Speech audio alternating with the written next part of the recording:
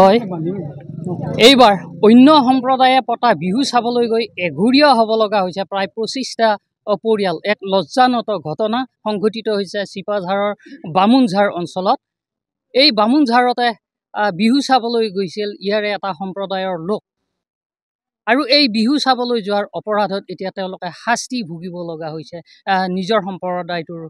মাজতে কোচ সম্প্ৰদায়ে উদযাপন কৰা এখন বিহু চাবলৈ গৈছিল, তাৰ পিছতে এই নিজৰ নাথ সম্প্ৰদায়ৰ মানুহখিনিৰ মাজতেই বিভাজনৰ সৃষ্টি হৈছে। ইয়াকে লৈ প্ৰতিক্ৰিয়া সৃষ্টি হৈছে আৰু দুখ প্ৰকাশ কৰিছে যিসকলে বিহু চাবলৈ গৈছিল এতিয়া বিতাড়িত হ'ব লগা হৈছে। 10,000 টকাৰ জৰিমনা দাবী কৰিছে। দাদা, প্ৰকৃততে ঘটনাটো কি হৈছে কওকচোন। কৃষ্ণ, ঘটনাটো এইটোৱে যে আমি বিহুটো আগন্তুক যেনেকৈ চলি আছিলে সেই হিচাপে আমাৰ তিৰি মানুহখিনি সংগ্ৰহ কৰা বিহুটো কৰি উঠাৰ পিছত আমাৰ গোটেইখিনি বামুণঝাৰত বসবাস কৰি থকা গোটেইখিনি মানুহ আমাৰ হাজিৰা কৰি খোৱা মানুহ, তেওঁলোকে কাৰেকশ্যন কৰি আনি বাহিৰৰ পৰা ৰ'দে বতাহে বৰষুণে কাৰেকশ্যন কৰি আনি বিহুটো জীয়াই থাকিব বুলি তেওঁলোকে তাৰমানে বিহুটো আয়োজন কৰিলে। আয়োজন কৰোঁতে আমি 80 ঘৰ গিৰি আমাৰ নাথ চুবাটোত আছিলে। 20 ঘৰ গিৰিয়ে আমি অংশগ্ৰহণ কৰি আমাৰ যিহেতুকে এনেকৈ অসমীয়াৰ জাতীয় উৎসৱ, সেই জাতীয় উৎসৱটো আমি জীয়াই ৰাখিবৰ কাৰণে তেওঁলোকৰ লগত কোচ সম্প্ৰদায়কে মহন্ত আছে, শৰ্মা আছে, গোটেইখিনি আমি মিলি পেলাই বিহুটো আয়োজন কৰিছিলোঁ। ইয়াতেতো কেইবাটাও সম্প্ৰদায় আছে, বহুতকেইটা সম্প্ৰদায় আছে, 6টা সম্প্ৰদায়, 6টা সম্প্ৰদায়। বাকীকেইটা সম্প্ৰদায়ৰ মানুহে একো জামেলা দিয়া নাই। আমাৰ নাথ চুবাটোৰ যেনে 6জনমান ব্যক্তিয়ে নামকেইটা মই উচ্চাৰণ কৰি দিছোঁ: চন্দ্ৰ শইকীয়া আৰু সঞ্জয় নাথ, লোহিত শইকীয়া,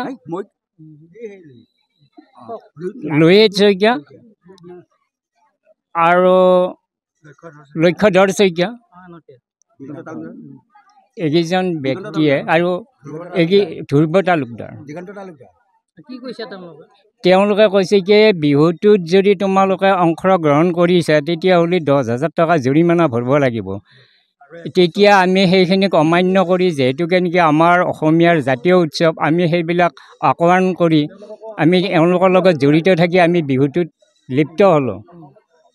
তেতিয়া তেওঁলোকে দুমাহীৰ দিনাখনে আগতীয়া বোলে তেওঁলোকে মানুহ বহি পেলাই ডিব্ৰুগড় চহীকেইটা ৰাখি পেলাই এওঁলোকক মানে প্ৰস্তাৱ সহে 10,000 টকা ভৰাব লাগিব বুলি তেওঁলোকে আলোচনা কৰি কমিটিটোৱে আমাক জনাৱাই নাই। আমি জানাই নাই যে 10,000 টকা কি হিচাপে লৈছে, আমি সেইবিলাক একো মাল্টা কৰি পোৱা নাই। কিন্তু সিহঁতে সেইটো কৰি উঠাৰ পিছ মুহূৰ্তত দুমাহীৰ দিনাখনে আমাৰ যিহেতু এনেকৈ অসমীয়া মানুহে দুমাহীৰ দিনা মানুহ বহে মন্দিৰত, আমি সেই হিচাপে মন্দিৰত আহিলোঁ। আহি উঠাৰ পিছত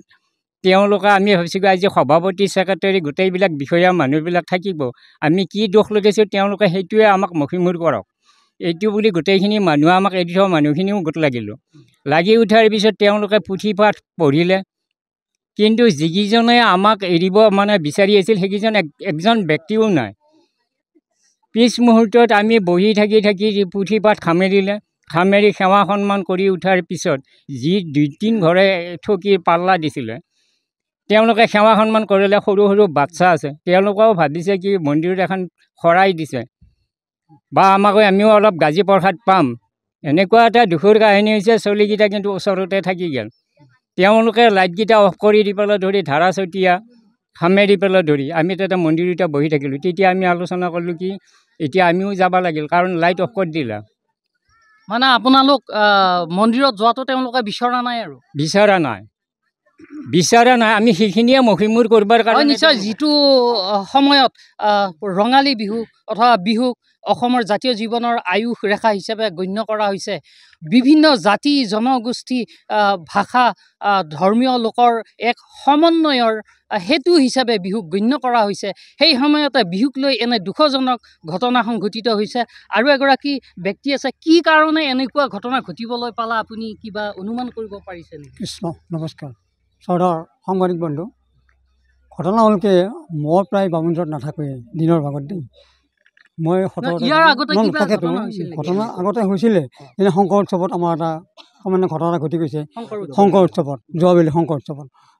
ঘটনা ঘটিল যে একাংশ মানুহে তাতে যদি নাথ সম্প্ৰদায়ৰ মানুহ যদি তাতে জইন কৰে শংকৰ উৎসৱত, শংকৰোৎসৱ চাবলৈ যায় বা শংকৰোৎসৱৰ চান্দা পাতি দিয়ে তেওঁলোক দণ্ডনীয় হ'ব বুলি কয় তাকো মানে তেওঁলোকক ঠগি ভৰালে যি ঘৰ গ'ল তেওঁলোক উদ্ধাৰ প্ৰয়াচিত কৰি আকৰ্ষণ ঠগি ভৰালে শংকৰোৎসৱত যোৱাৰ কাৰণে তেতিয়া আমি যদি মই প্ৰেচিডেণ্ট শংকৰোৎসৱৰ তেতিয়া মই ভাবিলোঁ দেশবাৰ সিহঁতে বুজা নাই বাৰু হাল্লা বিল্লা নকৰোঁ এইবাৰ আকৌ বিহুটো পাতোঁতো তেওঁলোকতো বিহুটো অপমান কৰিলে তেতিয়া পৰহি ৰাতি এটা বিৰাট গণ্ডগোল ইয়াত যেতিয়া এইটো উপৰোক্ত বক্তাগৰাকীয়ে ক'লেই নহয় যে নামঘৰত ঠগি দিব আহি এনেকুৱা গণ্ডগোল কিন্তু মই ৰাতি আহি পালোঁ পাই এইফালে ক'লোঁ ওচৰত গণ্ডগোল নকৰিবি আমাৰ গাঁও প্ৰধানে আকৌ এটা উপদেশ দিলে যে কালি গোটেই ৰাজ্যৰ মিটিংখন পাত সেই বিহু কমিটিকে দায়িত্বটো দিলে গোটেই মানুহ মতাৰ দায়িত্বটো ইমূৰ সিমূৰ গোটেইখিনি মানুহ মাতি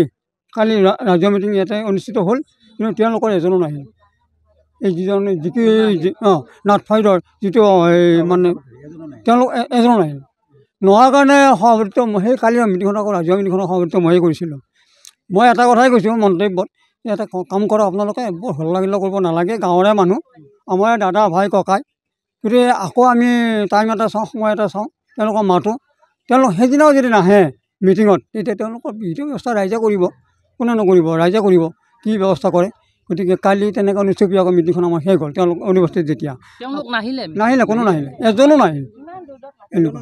তেনেকৈ তেওঁলোকৰ মানুহে এতিয়ালৈকে দেখাই নাই আৰু এগৰাকী আছে যিয়ে বিহু উদযাপন কৰিছিল বাইদেউ এনেকুৱা এটা দুখজনক ঘটনা সংঘটিত হৈছে কি অনুভৱ ব্যক্ত কৰিব মানে এনেকুৱা দুখ লগা ঘটনা বিহু মানে আমাৰ গামোচা আমি গামোচা সদায় আমি বিহুত আমি গামোচাৰে ধৰ একদম আমি মঞ্চটো বিহুৰে গামোচাৰে সজাইছোঁ বিহুক আমাক অপমান কৰা মানে আমাৰ অসমীয়া জাতিৰ আমাৰ অসমীয়াৰ গামোচাখনক অপমান কৰা সেইটো লৈ আমি বহুত লজ্জিত আৰু আমি বহুত দুখিত বুলি নিজকে আমি ভাবিছোঁ আৰু আমাক অপমান কৰা নাই আমাৰ গামোচাখিনিক অপমান কৰিছে অকল বামুণজাৰ নহয় সমূহ অঞ্চলবাসীকে এই গামোচাখনক অপমান কৰিছে বুলি আমি ভাবিছোঁ আৰু সেই দুখতে আমি কালি যোৱা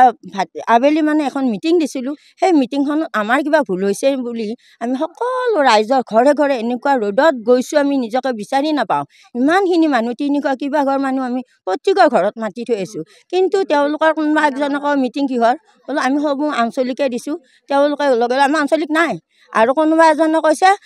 মিটিং মহিলা কিয় মাতিব আহিছে মই আমি মহিলাই জগাৰ লগাইছোঁ মহিলাই মাতিব আছোঁ ঠিক তেনেকুৱা ভাষ্য বহুতো শুনিছোঁ বহুত মানে কষ্টত আমি দিন পাৰ কৰি আছোঁ বৰ্তমান কালিলৈকে আজিও শেষে হোৱা নাই মোৰ মানে এইখিনিয়ে ক'ব লগা হয় আচলতে এনে এক সংকীৰ্ণতাই আৱৰি ধৰিছে যিটো সময়ত মহাকাশলৈও মানুহ গৈছে মহাকাশৰ চুকে কোণে মানুহে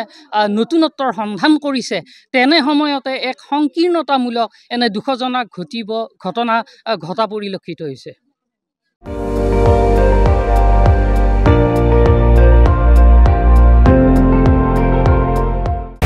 আপুনি চাই আছে ND24 সৰ্বশ্ৰেষ্ঠ নহয় সৰ্বোত্তমৰ দৌৰ